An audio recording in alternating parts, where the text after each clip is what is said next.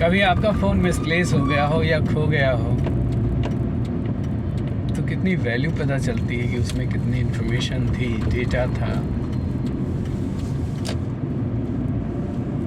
और फिर उस समय ऐसा लगता है कि काश मिल जाए, और जब मिल जाता है तो कितनी खुशी होती है। लेकिन वही फ़ोन अगर आपके पास अभी है तो शायद उतनी खुशी ना महसूस हो रही हो, है ना। और वही फ़ोन अगर खो जाए या मिसप्लेस हो जाए और 1-1.5 घंटे की जद्दोजहद के बाद मिल जाए, थैंक गॉड वाली फीलिंग आती है ना। तो हम बिना खोए हुए या बिना उस गैप किए हुए भी खुश होने का एटीट्यूड रख सकते हैं अगर वैल्यू समझ लें कि हाँ, this is so valuable for me and valuable things are with me. एक एग्जांपल है, I am not promoting phone, उसमें डेटा है आपका, आपके बहुत सारे लोगों के साथ कम्युनिकेशन से रिलेटेड मैसेजेस हैं, तो वो आपके लिए इम्पॉर्टेंट है। फ़ोन से ज़्यादा वो इम्पॉर्टेंट है। ऐसे ही रिश्ते, जैसे फ़ोन में बहुत सारा डेटा और इमोशंस होते हैं ना, बहुत सारी इन्फॉर्मेशन होती है। ऐसे रिश्तों में बहुत सारा, हमारे लिए बहुत सारे इमोशंस होते हैं, केयर होती है, कंपैशन होता है, और चैलेंजिंग सिचुएशंस के दौरान हमारे लिए एक स्ट्रेंथ होती है। और इन जनरल हमारे लिए टॉकिंग, कनेक्शन, टुगेदरनेस, आत्मीयता, ये सारे प्रेशियस इमोशंस और वैल्यूएबल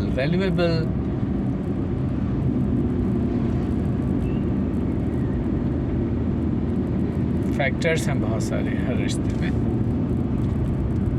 तो जब हैं वो रिश्ते तो भी बहुत खुश होना चाहिए। रिश्तों में गैप आ जाए, उसके बाद फिर उनकी वैल्यू समझ में आए और फिर खुश हों जब वो वापस सुधर जाएं, उससे अच्छा है रिश्ते हैं और उनकी वैल्यू पहले से ही समझ लें, प्रोएक्टिव हो करके, तो बहुत खुशी होगी, है ना। ऐसा मुझे लगता है। अब रिश्तों की बात आती, कभी आप सोचते हैं, मतलब कभी आपके घर का सदस्य या जब भी हमारे घर का कोई सदस्य बाहर है और अगर वो घर आने में थोड़ा सा डिले हो गया,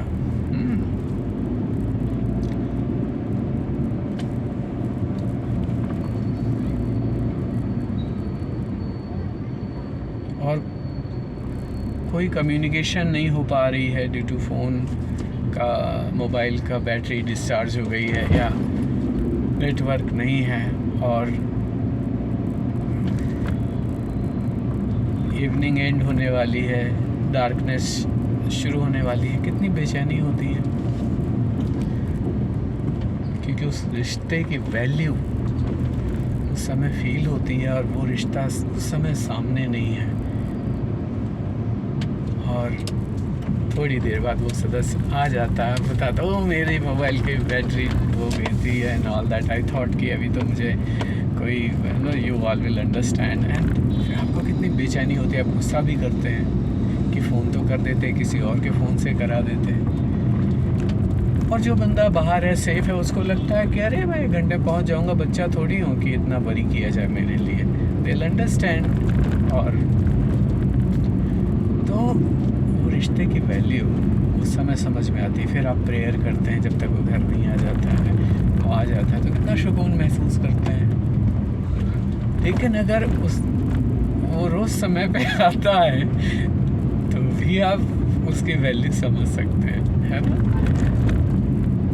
पहले से समझ के रखें ना कि दिस रिश्ता is so important for me, so valuable for मी। और वो फीलिंग, खुशी की जब आपके साथ होने पे उस रिश्ते को पता चलेगी तो वो वाकई जेन्युइन खुशी है ना। क्या खोया क्या पाया का हिसाब किताब तो अपने मन को ही पता होता है ज़िंदगी में, है ना। और खोने पाने की प्रक्रिया में कुछ लोग they lose something to gain something, right? But question ये कि कभी ऐसी सिचुएशन आए कि क्या लूज़ करना है क्या गेन करना है, तो कैसे सोचेंगे। स्पिरिचुअल लेवल पे अगर देखें तो अपने मन की शांति और अपने मन की प्योरिटी जो भी कह लें, उसको अगर पाने के लिए टेम्पटेशन खोने पड़ जाए, ग्रीड खोनी पड़ जाए, तो अच्छा है ना, क्योंकि मन की शांति रहेगी। जहाँ मन की शांति है, जहाँ प्योरिटी है, वहाँ गॉड ग्रेस है। और अगर ग्रीड है तो greed is impurity of the mind, it is not a great character. क्योंकि जो ग्रीड होती है उससे लॉन्ग टर्म बेनिफिट्स गेन करने की क्षमता घट जाती है। शॉर्ट टर्म के लिए इंसान सोचता है, लॉन्ग टर्म में लॉस कर जाता है। तो शॉर्ट टर्म गेन के चक्कर में लॉन्ग टर्म लॉस करना, जब अपनी रिस्पॉन्सिबिलिटीज़ को टाइम पे पूरा कर लेते हैं ना, कितनी पीस ऑफ माइंड होती है। लेकिन अगर रिस्पॉन्सिबिलिटीज़ को छोड़ते हैं ग्रीड के चक्कर में या ईगो के चक्कर में या किसी भी चीज़, किसी भी और फैक्टर्स के कारण, तो जो पीस ऑफ माइंड है वो तो दूर हो जाती है ना। और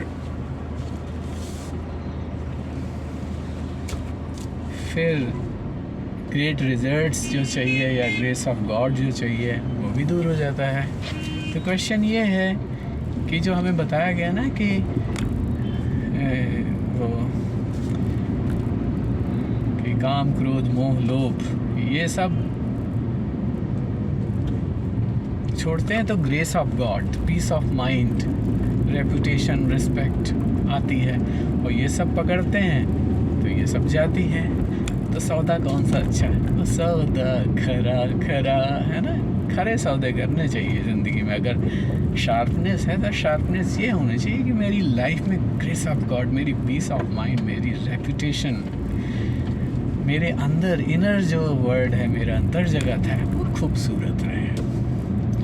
और उसकी खूबसूरती के लिए बाहरी खूबसूरती पे पड़ना नहीं चाहिए, चाहे वो गैजेट्स की खूबसूरती हो, चाहे वो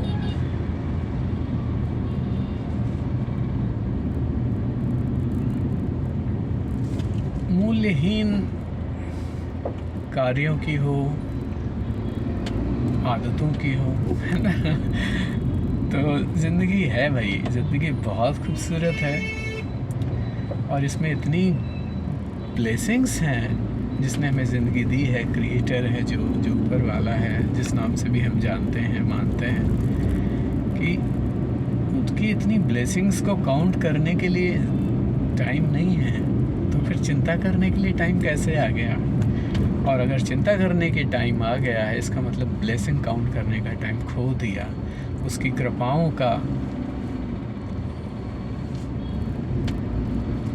स्मरण करने का टाइम खो दिया, अभावों का स्मरण इतना करते रहे कि जो पूर्णताएं थी उनका स्मरण करने का टाइम, उसके प्रति कृतज्ञता, उसके प्रति धन्यवाद व्यक्त करने का टाइम खो दिया। तो जो टाइम वैल्यूएबल हो सकता था, जो टाइम अनमोल हो सकता था, जो टाइम अंतर जगत को खूबसूरत बना सकता था, अपने मन को शांति से भर सकता था,